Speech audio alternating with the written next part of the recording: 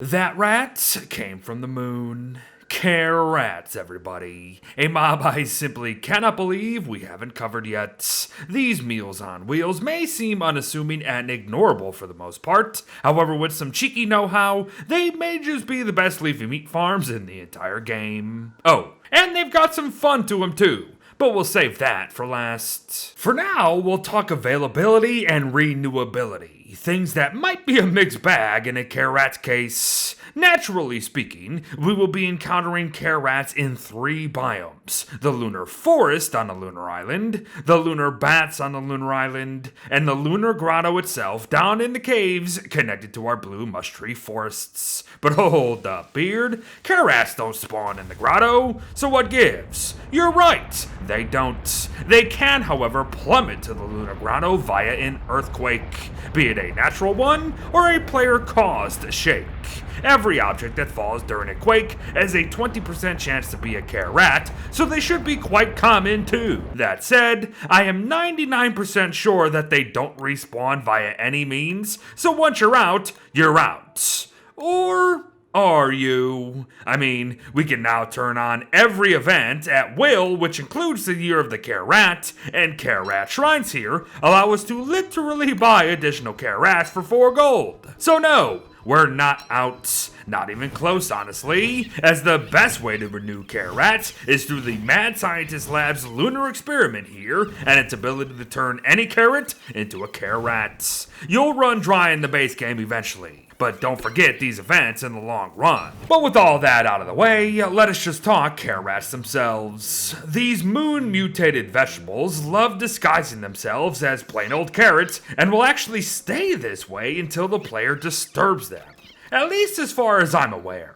In my experience, Carrats are not nocturnal or anything of the sort and stay in the ground 99% of the time. And to add to this, the only times a Carrat will actually return to the ground after it's been disturbed are when they are eating something. And I mean anything for that matter. Surprisingly enough, these guys will eat most anything from full-blown crockpot dishes of any type to basic seeds, as you've seen. And oddly enough still, even when they don't eat a certain thing from off the ground for whatever reason, they will eat it from inside our inventories, like mushrooms for example. Carrats can live up to 5 days in our inventories though, so if you're transporting them to a zoo, chances are you won't even have to do any of this anyways. But hold up, Beard, how did you get these notoriously skittish beasts into your inventories in the first place? In fact, how do we capture and or murder them at all?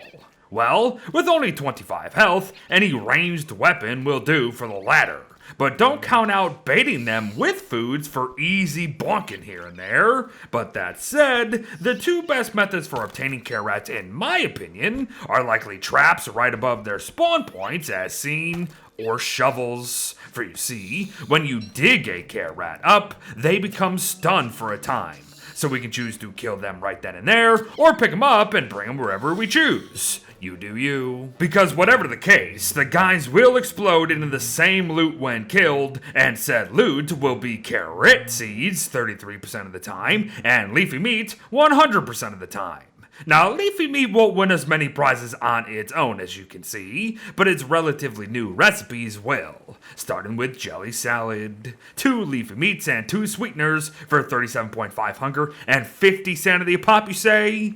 Oh yes, it's time to win many prizes. In fact, leafy meat may be responsible for one of, if not the best crockpot dish in the entire game, folks. Beefy greens. 1 leafy meat and 3 veggies for a whopping 75 hunger, 5 sanity, and 40 health. That's insane. And so cheap. And even leafy meat's harder to craft meals are noteworthy too, like veggie burgers. You will need an onion no matter what per burger, but if you've got them, you will have access to a dish that will restore a solid 37.5 hunger, 33 sanity, and 30 health a munch. That's good stuff. But lastly, leafy meatloaf. Definitely the lesser of the bunch. So much so that I'm not even gonna bother. So to wrap up our day then, some final fun notes as I promised. If the year of the Carrat is active, we can train a Carrat's speed, endurance, reflexes, and navigation in order to better prepare them for a special Carrat race here and there. But the event also makes it to where we might see a Carrat on a beefalo too, which is technically another source of the little guys if said beefalo were to die. But the best bit is changing a Carrat's color via seeds. Normal seeds do so randomly, while certain crop seeds will make them certain colors, of course. It's fun stuff. And there you have it, everyone. Finally, a guide on these robust rodents within Don't Starve Together, and a swift one at that. Carrats deserved a spotlight for sure, so I'm happy to finally give it to them. And I hope today makes you appreciate them just a wee bit more. But thanks for watching, folks. Well wishes to all, and I'll see you in the next one. Bye-bye.